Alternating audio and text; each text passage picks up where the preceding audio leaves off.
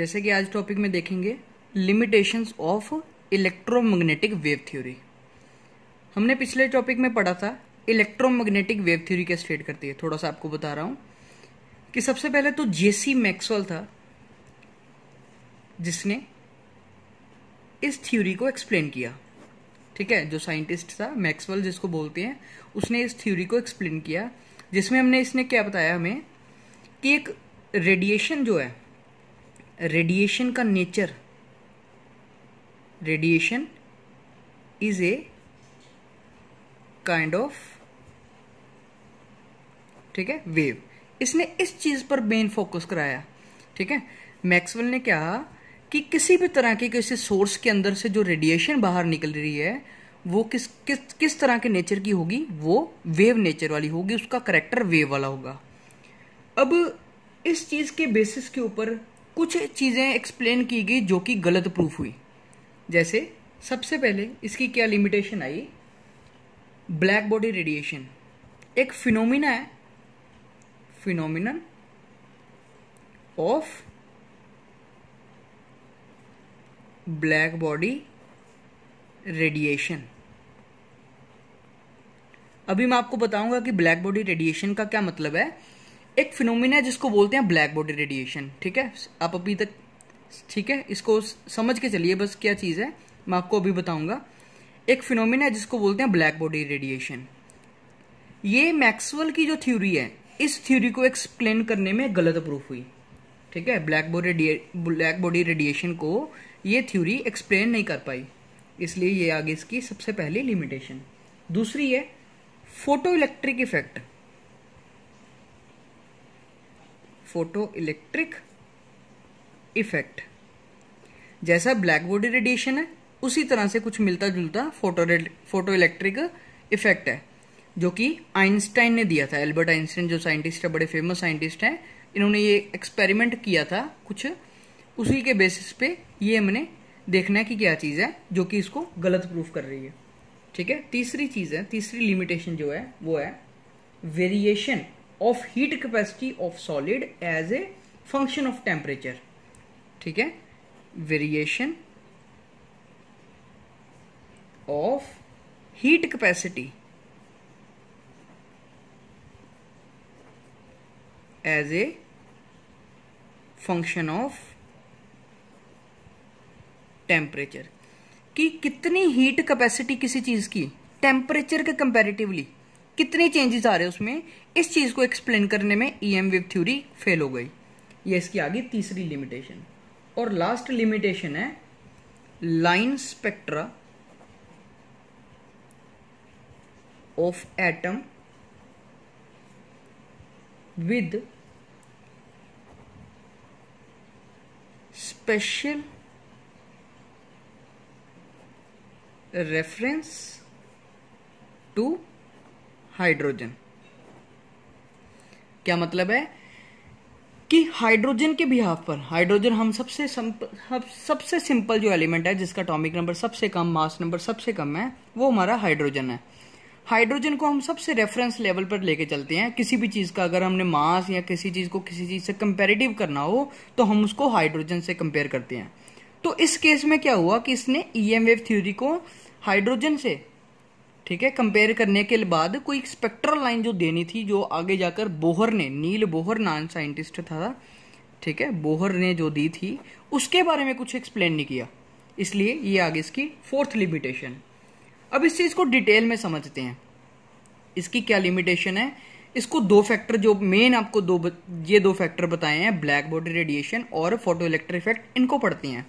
सबसे पहले पढ़ेंगे हम ब्लैक बॉडी रेडिएशन।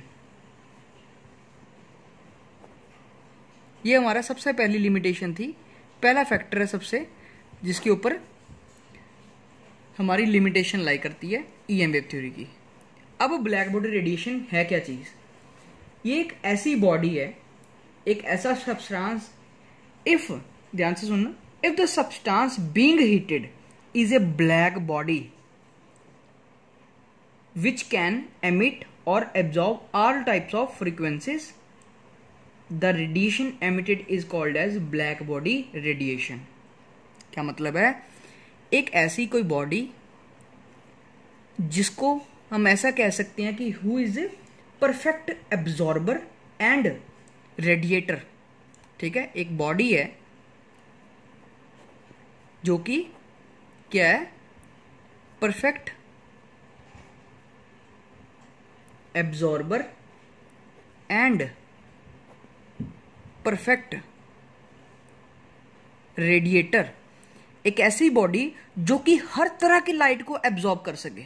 हमें पता है कि कोई भी अगर बॉडी हम लेते हैं तो अगर उसके ऊपर लाइट पड़ती है तो उसकी लाइट का कुछ पार्ट वो अपने अंदर एब्जॉर्ब करती है, कुछ पार्ट उसमें से ट्रांसमिट करती है या रेडिएट जिसको बोलते हैं, ऐसा करती है।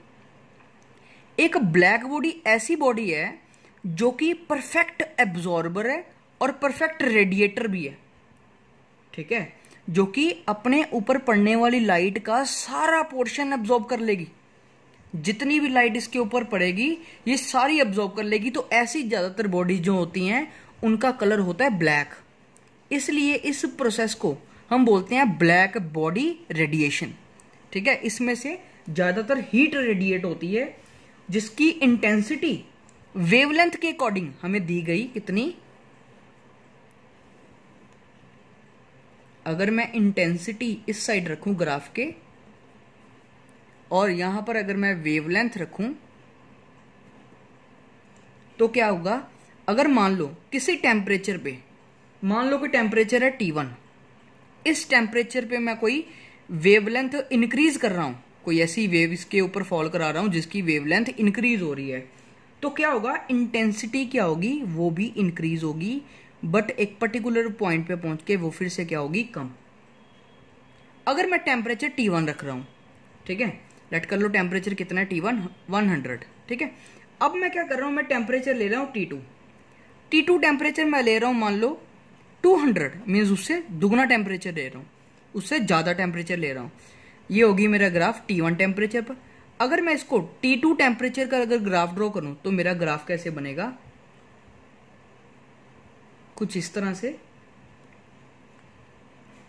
अब ये देखिए, ये टेम्परेचर T2 पर है, ये टेम्परेचर T1 पे है, और यहां पर आपको T2 T1 से बड़ा दिया गया है। ठीक है, दोनों में से T2 में आपको कह रहा हूं ज्यादा है।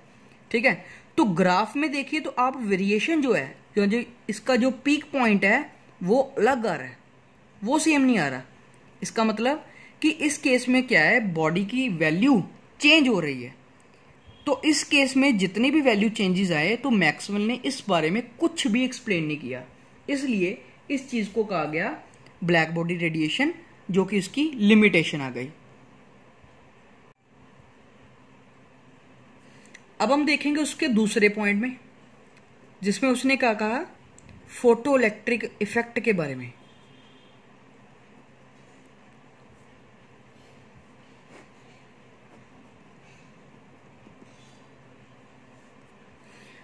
फोटो इलेक्ट्रिक इफेक्ट क्या एक्सप्लेन करते हैं। सबसे पहले तो हमने फोटो इलेक्ट्रिक इफेक्ट दिया किसने, इस चीज के बारे में एक्सप्लेन किया था सबसे पहले एल्बर्ट आइंस्टाइन ने।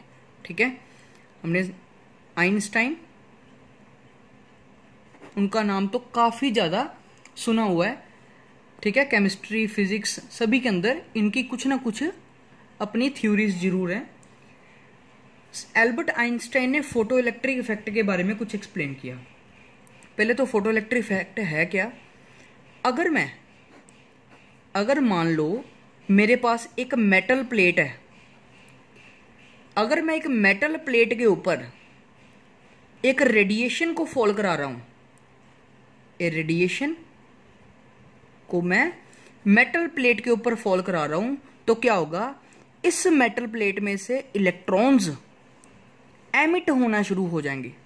अगर मैं रिपीट कर रहा हूं, अगर मैं मेटल प्लेट के ऊपर रेडिएशन को फॉल कराता हूं तो क्या होगा, एक उसमें से क्या है, इलेक्ट्रॉन्स निकलना शुरू हो जाएंगे, एमिट होना शुरू हो जाएंगे। इस प्रोसेस को हम बोलते हैं फोटो इलेक्ट्रिक इफेक्ट। और जो इलेक्ट्रॉन जो बाहर निकल रहा है उसको बोलते हैं फोटो इलेक्ट्रॉन। ठीक है, अब ऐसा नहीं है कि किसी भी मेटल पे, मान लो कि मेरे पास कोई भी मेटल की चीज है, मान लो कि ये पेन मेटल का है, अगर मैं इसके ऊपर लाइट फॉल करा रहा हूं, अब मान लो इसके ऊपर लाइट पड़ रही है, तो ऐसा नहीं होगा कि इसमें से इलेक्ट्रॉन निकलने शुरू हो जाएंगे। ये ना एक particular value of radiation energy पे डिपेंड करता है। रेडिएशन की जो वैल्यू है, जो एनर्जी वैल्यू है, उस पर डिपेंड करता है कि कौन सी रेडिएशन फॉल कराने हैं। एक पर्टिकुलर अमाउंट ऑफ एनर्जी चाहिए जिसको बोलते हैं एक्टिवेशन एनर्जी या थ्रेशोल्ड एनर्जी। आप इसको थ्रेशोल्ड एनर्जी कह सकते हो। अगर किसी रेडिएशन की एनर्जी मेटल के थ्रेशोल्ड एनर्जी से ज्यादा है तभी वो इलेक्ट्रॉन बाहर निकलेगा। मान लो कि मेरे पास एक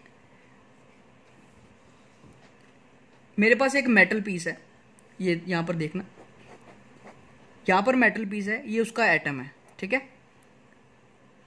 मेटल के साथ क्या मेटल की प्रॉपर्टी होती है कि मेटल के अंदर इलेक्ट्रॉन्स फ्री होते हैं, न्यूक्लियस से बाउंडेड होते हैं, बट फ्री का मतलब ये नहीं कि पूरी तरह फ्री होते हैं, न्यूक्लियस से कुछ हद तक थोड़ा बहुत बाउंडेड होते हैं। ये एक मेरा मेटल पीस हो गया। मान लो इसकी जो थ्रेशोल्ड एनर्जी है, मतलब इसको जो बॉन्ड बनी हुई है उसको तोड़ने में इसको लगेगी मान लो 30 एनर्जी, ठीक है। लेट कर लेते हैं कोई 30 जाउल एनर्जी इसको चाहिए।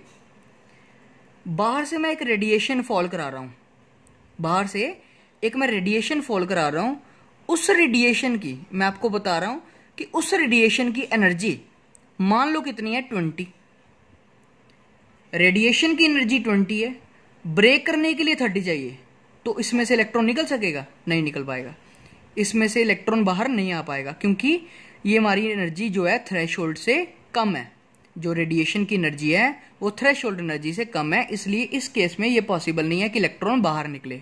इसका मतलब क्या हो गया कि फोटो इलेक्ट्रिक इफेक्ट जो है यहां पर लाई नहीं कर सकेगा, ठीक है। इसीलिए कह रहे हैं कि हर केस में ये पॉसिबल नहीं है कि इलेक्ट्रॉन बाहर निकले। अब मैं क्या कर रहा हूं, मान लो अब जो मैं रेडिएशन फॉल करा रहा हूं उसकी मैंने एनर्जी क्या कर दी, उसकी एनर्जी 80 जाउल कर दी। अब जो मैं इलेक्ट्रॉन फॉल करा रहा हूं, या सॉरी, अब मैं आपको बाहर से जो रेडिएशन को फॉल करा रहा हूं मेटल के सरफेस के ऊपर, उसकी एनर्जी कितनी है, 80 जाउल। अब क्या होगा कि जब मेटल सरफेस पे ये रेडिएशन पड़ेगी तो उसमें से क्या होगा कि मान लो 30 एनर्जी इसको ब्रेक करने में चलेगी, तो बाकी कितनी बची, 80 में से 30 माइनस करें तो बाकी बची 50। ये 50 एनर्जी कहां जाएगी, इस इलेक्ट्रॉन ने उस 50 एनर्जी को करना है गेन। उस 50 एनर्जी को गेन कर इसने क्या आ जाना है बाहर, तो क्या करना है, इसने मूव। इसका मतलब तो ये हो गया ना कि मेरी 80 जाउल एनर्जी जो है वो दो हिस्सों में ब्रेक हुई, 30 joule plus 50 joule. 80 joule energy क्या थी, energy of radiation. 30 joule energy क्या है, जिसको बोलते हैं हम वर्क फंक्शन, या जिसको हम थ्रेश होल्ड एनर्जी भी लिख सकते हैं। प्लस ये 50 क्या थी, 50 वो एनर्जी थी जो इलेक्ट्रॉन को मिली और इलेक्ट्रॉन मूवमेंट शुरू हो गई, जिसको बोलते हैं हम काइनेटिक एनर्जी। तो जिसका फॉर्मूला ½ mv² भी लिख सकते हैं, ठीक है। ½ mv², ये आपने +1 में स्टार्टिंग फिजिक्स में पढ़ा होगा, ठीक है। ½ mv²। थ्रेशोल्ड एनर्जी कितनी है, थ्रेशोल्ड एनर्जी को कैलकुलेट करने के लिए इसने कहा h/ν0। ये हमें आइंस्टाइन ने कैलकुलेट करके दी h/ν0। अब जो भी बताया, जो कुछ भी इसने एक्सप्लेन किया, इसमें जो रेडिएशन का नेचर है उस नेचर को वेव नेचर मान के चले तो ये तो गलत हो जाएगा। इसलिए इसको कहा गया इसकी लिमिटेशन। इसमें इसने कहा गया कि जो रेडिएशन है, रेडिएशन का वेव नेचर बिल्कुल नहीं है। इसका मतलब तो ये हो गया ना कि रेडिएशन का कैसा नेचर है, वेव नेचर नहीं है। इस थ्योरी में उसने ये एक्सप्लेन किया कि रेडिएशन का नेचर वेव वाला नहीं है। ये थी हमारी फोटोइलेक्ट्रिक इफेक्ट। इसके बाद इसने एक्सपेरिमेंट भी किया, ठीक है। उसमें उसने क्या किया, सिंपल सा एक काम किया। इसी चीज को एक ऐसा कैथोड चैम्बर लिया, ग्लास इवैक्यूलेटेड, जिसके साइड पे एक साइड पे मेटल सरफेस रखा, एक साइड पे कोई इलेक्ट्रोड या डिटेक्टर रखा जिसको किसी बैटरी से कनेक्ट किया। तो इसने क्या देखा कि यहां पर अगर सूटेबल को लाइट फॉल कराते हैं तो इससे इलेक्ट्रॉन निकल के इस साइड मूव करेंगे। ठीक है, यहां पर इलेक्ट्रॉन इस साइड मूव करेंगे तो इससे क्या आ जाएगा कि इसमें से कितनी अमाउंट ऑफ करंट फ्लो कर रहा है ये इसने यहां पर मेजर कर लिया। ठीक है, ये इसने मेन इसमें जो इसने बताया जो लिमिटेशन थी ईएम वेव की वो थी कि रेडिएशन का वेव नेचर ये कुछ इसमें गलत प्रूफ हो रहा है।